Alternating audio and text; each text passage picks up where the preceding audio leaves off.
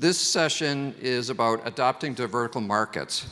And from my point of view, that's super important. As a consultant and somebody who writes about this stuff all the time, I tell a lot of vendors that they need to get focused on a vertical market of some kind. If they're just a generalist, they're in a world of pain probably because there's too many competitors. Therefore, you're just competing on price, and that's a bad road to go down. So these guys are all doing different vertical markets. So I think the best thing to do is let them introduce themselves and talk a little bit about their companies. I'll start with Peter Critchley. Hi again. I'm Peter Critchley, UK CEO for Trizon, and I think we'll be mainly talking about... It's 4:30, so it's treason. Treason, yeah, okay. And we've been mainly talking about food, QSR, and that kind of thing, maybe automotive, who knows. Steady on. I'm Tim Hoddy, VP of Sales at Uniguest. So as was hinted to before, we've got a couple of different platforms in the portfolio, primarily specialising in corporate enterprise, stadia and venue, hospitality, and a bit of government. Thank you. And last but not least, my name is Jan. I work for Broadsign, and we work with several different media owners across the world, including our friends from Ströer, but basically media owners of all shapes and sizes in over 80 countries, and yeah, helping them to get the most of their networks. I'm going to start with you, actually, because sure. I have a history way back with Broadsign. So I've followed the company pretty closely, and I'm intrigued by how Broadsign has had to kind of pivot in its own, maybe not pivot, but evolve as the marketplace has evolved. You started also enabling or being able to work with out-of-home companies that just do static.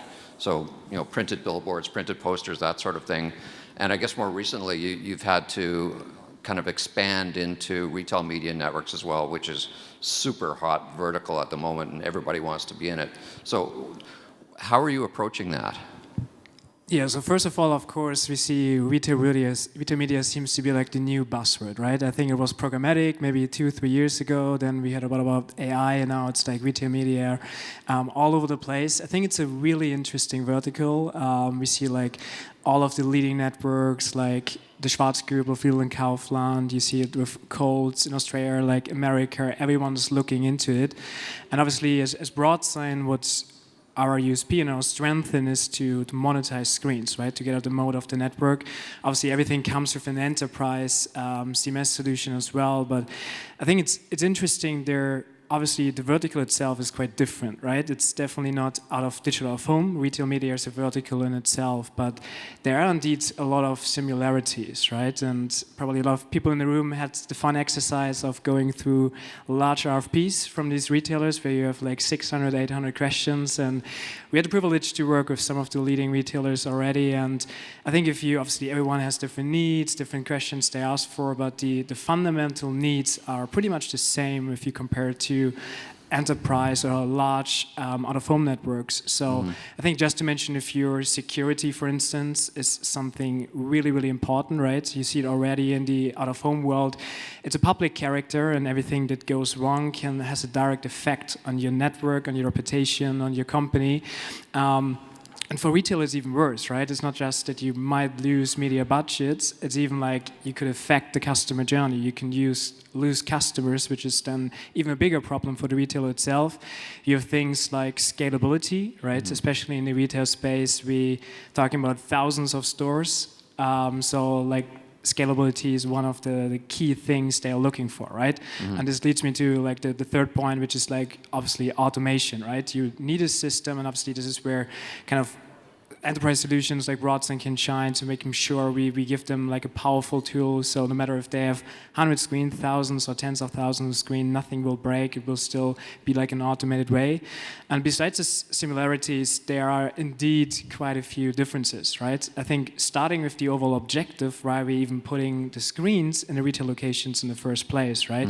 If you look at some of the like main providers or players on the out-of-home field, you see obviously the kind of the main drivers is drive ad revenue, right? That's kind of the main goal, obviously, to win public tenders and so on. You add news content, you add weather content to make it more informative. But for the retail side, it's slightly different, right? I think that the first priority for them is the customer journey itself. So they want to utilize the screen, and I think probably 80-90% goes to marketing, actually. So it's not the kind of in-store media team or the ad sales team which is driving the whole decision. It's often the marketing team itself. So I think the overall objective, I think this is really important to understand for integrators, for software providers like ourselves to see, okay, what are the real challenges, what are the pain points, and what is the main objective for them. I think another key thing for them is APIs. We tend to think that when we talk about retail media or in-store screens, like this is like the main thing for them, but it's not. Clearly, it's not, right? I think if you look at the percentage of where kind of the money flows into retail media, then in-store media screens get by far Less than 1%. Yeah, less than 1%, right? And unfortunately, I don't have the exact numbers by heart, but I think some of the biggest retailers in the world, they drive more ad revenue than some of the biggest social media networks, right? Which is immense. Like a Walmart, that sort of thing. Walmart. Yeah. I think there was recently a study in this regard, right? So it's huge, right? So I think that's really important, and obviously this is like where we have to leverage APIs, and I think this was mentioned several different times today. That's so key that we don't create satellites, right? We want to be fully integrated into their stack so they can drive these omni-channel campaigns. And last but not least, and I stopped talking. So I think that the last piece is really they are even more conscious about blacklisting, right? In the retail space, most networks, what we have seen so far, they start with obviously their own internal marketing campaigns. The next step is mainly like endemic brands, so everything they potentially sell in their stores. And then they slowly but steady opening up for non-endemic, right? And this, I think, this is probably the most interesting part, because then we talk about like new incremental revenue streams that are kind of coming in and helping to refinance these kind of projects. Yeah, and I found that interesting because I've been at this a long time, and in the early days of digital signage, there were all kinds of retail networks that third parties put in, and they sold advertising to everybody, and retailers ultimately said, you know what, we don't want automotive ads in our stores. We don't need cell phone ads in our stores, that sort of thing. So those kinds of networks pretty much withered and died off. But now it's back. Is that all being driven just by this allure of incremental revenue? Yeah, partially for sure, right? I think we have seen recent examples. For instance, if we here in Germany, I think Rewe did an announcement, they did a campaign with Cupra, right? Which is definitely not related at all to what they sell in the stores. And I think a lot of retailers are watching each other. They see the potential and the money that's going to be spent. They have a super interesting touch point. And I think it is indeed one of the drivers. And I think it's a mix, right? Like you said, right? In the beginning, most retailers fully outsourced this part, right? They partnered up with some established players. Because to be fair, it wasn't their core business, right? They had no idea, okay, how do we deal with these agencies? How do we set this up? And now they see, okay, there's so much revenue involved. And we see, like you said, right? More and more retailers start to fully in-house this. They hire the expertise internally, and they build their own teams in this regard. Let's go over to Tim. With Uniguest, can you explain what all is involved in the solution stack? Because Uniguest started as business centers, so the place where you went to print off your boarding passes, and then started doing digital signage in behind the check-in counter, and it's just kind of grown from there. And you did acquisitions that got you into IPTV, so you could be in the hotel room and the whole bit. So was that kind of the strategy, to have this full stack of things and really control, not control the customer, but kind of keep other competing vendors out of it, because you could do all of this? Yeah, I think initially the business was selling business center solutions to hotels. Do they still do that, by the way? I'm curious. It's still a part of the business, but there was a realization that, one, that technology was maybe on the decline, and two, you were very focused to one vertical in one country, was the other issue there as well, because it was primarily US. And there was a realization that digital signage was a growing market, and when you sort of strip back to, what were these business center PCs doing and so on, it was a digital engagement technology. So digital signage was a natural progression, and so the strategy has very much been around how can we as a tech vendor be the best digital engagement technology provider we can. that isn't just digital signage, like you say. It can be IPTV, it can be video streaming, and so on and so forth. And the acquisitions that we've made have brought in different technologies into the business, which has been great. But it's also took us into different vertical sectors and different countries and markets as well. Each one's nuanced. So sometimes from an outsider looking in, it's like you've got 5 different signage CMSs in your portfolio, which we do. You got One LAN. One LAN, Triple Play, Outram, Planet Eastream. Each one's got its own CMS. Yeah. My route into the business was via the Triple Play acquisition. And I'd spent 15 years going into a sports stadium on Monday, a retail shop on a Tuesday, a corporate bank on a Wednesday, and it was sometimes a bit of a square peg round hole. So what we've learned is to have a bit of option is fantastic. And you know, I was thinking about preparing for this topic actually, and having those options, having platforms that are specialists in the education world, for example, acquiring businesses that have worked on that doesn't just bring in the technology, it brings the expertise.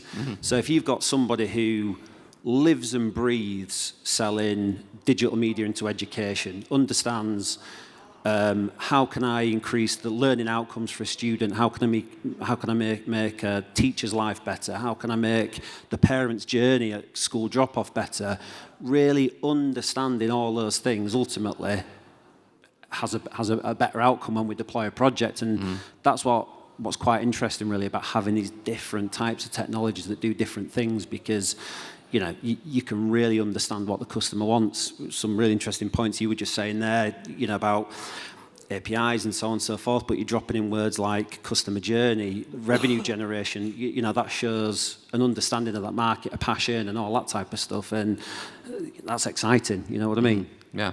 The hotel sector is interesting in that you've expanded as well into senior living, at least in the United States. I don't know if that's happening in the UK and Europe as well, but it's a great lesson around vertical markets and how if you're just in this thing, you can start to look at other things that are very, very similar. And senior living, at the higher end of it at least, it's not like old people's warehouses. They're almost like resorts in a lot of ways, so they're like hotels.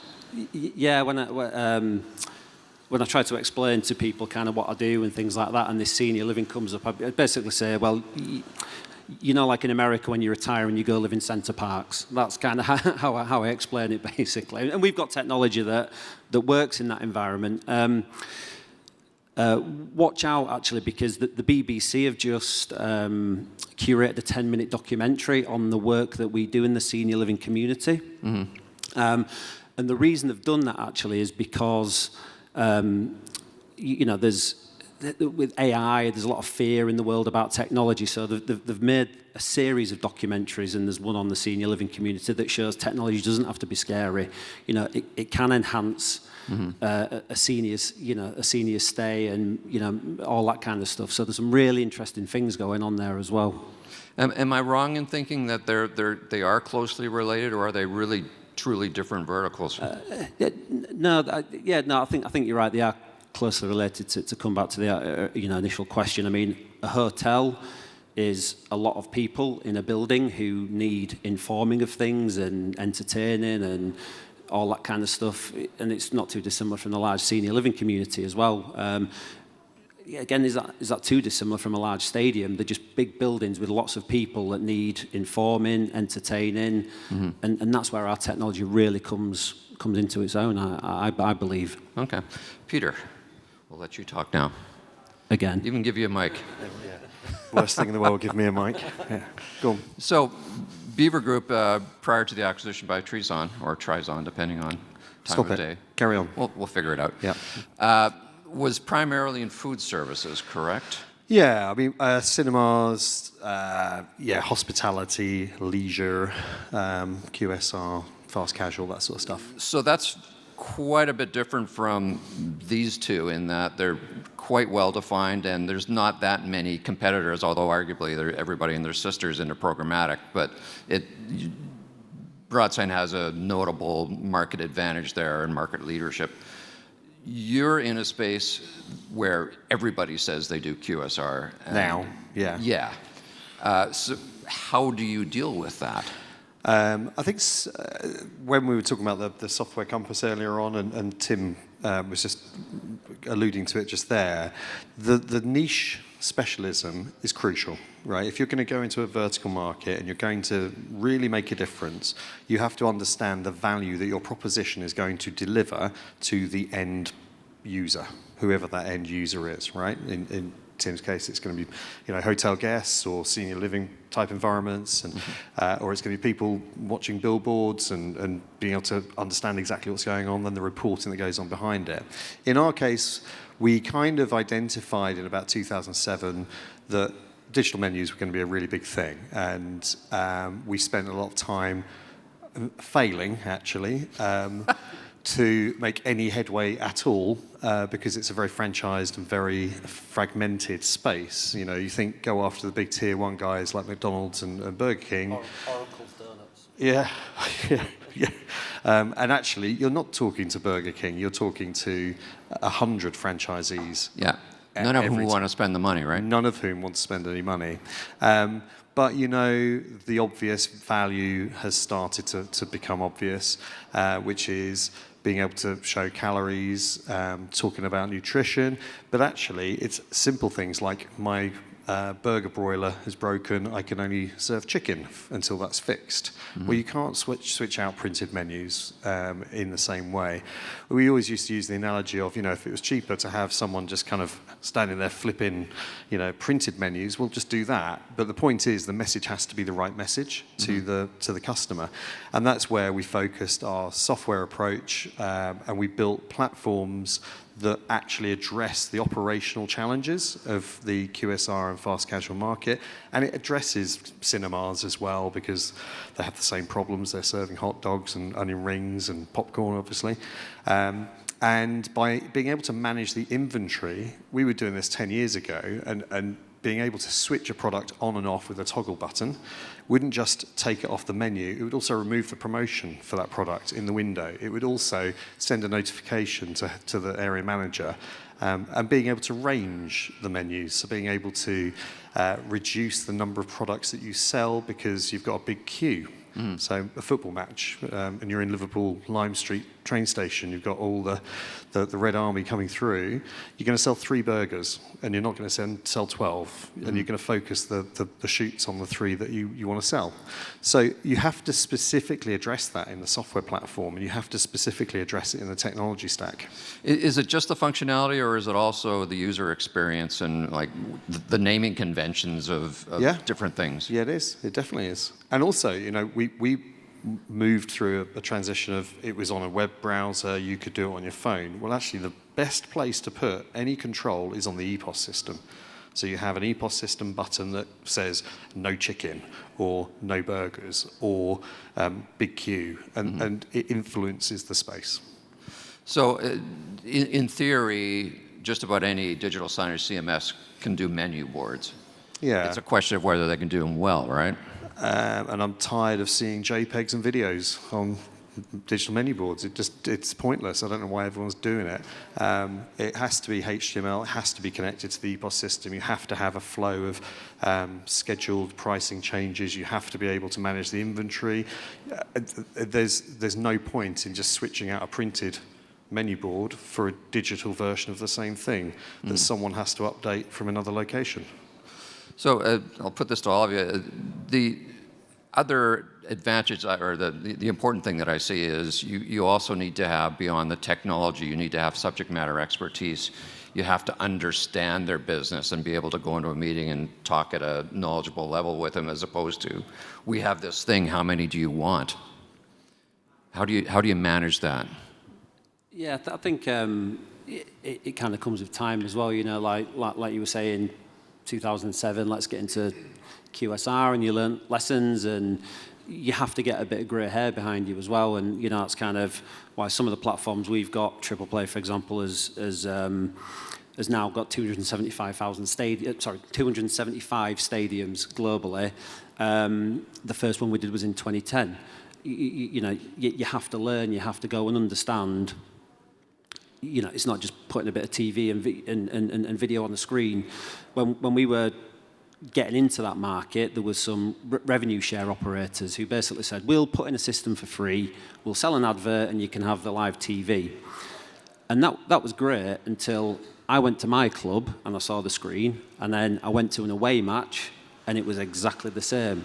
That's not a memorable fan experience. That's not really going to entice me to spend more money and get that emotive thing. And when you speak to the operators of these venues, that's what's driving them. You know, they're not bothered about a bit of TV on the wall. They want to know how can I get more wallet share from the fan, deliver that emotive experience, make sure that they're coming back to my stadium next week and not going to Man City because they're higher in the league and all that kind of stuff. But you know, us as vendors and system integrators, you've got to go on that journey to be able to understand it a little bit, I think. And when you do, you know, you'll just get better and better. Yeah. Yeah, maybe just to add, I think it's really important, right? You need to kind of decide where you cut the line, right? How far you go. And I think, again, repeating myself, but I think, again, API is key, right? There's no point to reinvent the wheel every single time, right? And obviously, even for a company like Broadsign now tapping into like new verticals, like we have a really clear policy. There are certain things that we don't do, and then we look for like dedicated partners. For instance, there's no point for us to replace a CRM or an ERP system, right? There are world-leading solutions like Salesforce or Dynamics. The same when it comes to content creation. Probably the Adobe suite is probably one of the kind of most used systems across the world, right? So I think it's really like leveraging partnerships, knowing what you can do, and knowing what's a little bit like outside your expertise, and then finding the right partners, leveraging APIs. So for the customer, it's still like a seamless journey and data flow in the end. Yeah, I was kind of curious about, there's always this attraction when an opportunity comes along and it's outside of a vertical. And if I get asked about that, I strongly encourage people to stay in their lane and stick to what they're good at, because it can clobber you if you start going after a market you're not good at. Has that been your experience and opinion? When we got acquired in 2019, we were quite quickly introduced into other verticals. Automotive was one, and we're very much into that now. And it's still a multi-year program. There's no shortcuts. You have to really know what you're doing, and for it to be a long-term commitment. I don't think you could play in a vertical just for one project. It's a pointless exercise. And as Trizen, as I call it, as Trizen, and you know, the steering committee and exec team, we identify a vertical that we're going to go after, and it's a 3 to 5 year plan. It's a long-term strategy. Which you did with sports, right? Currently, yeah. And what does that mean in the sports vertical? I mean, you've mentioned you're doing sports. Yeah. So at the moment, it's addressing the customer journey, the fan journey. So, you know, whether that's in bowl, whether it's, you know, in the concession spaces, but the objective of Stadia now is pre and post. It's not about the match itself particularly. It's also about what you do on the other 330 days of the year when you're not playing football. Let's take football as an example. Because these stadia cost, you know, hundreds of millions, if not billions of pounds and dollars, and they have to pay back. So as venues, they're becoming, I mean, Tim will know this intimately, they're becoming, you know, really, really significant revenue drivers. Yeah, and interestingly, I was at a stadium conference a couple of weeks ago, and there was a guy who was the head of technology at a rugby stadium who then moved over to be head of technology at a race course. And, you know, he was talking about, you know, his experience, and, you know, he actually sort of came to the realization, don't necessarily always go around all the other stadiums and ask what they're doing. You know, look at what's happening in high-end retail, because the type of clientele that's coming to a race course is probably more used to getting exposed to a digital out-of-home experience in a retail environment than a stadium. So that does show that there is a little bit of element of crossover, I guess, you know, because, you know, the customer journey in different verticals can be quite similar.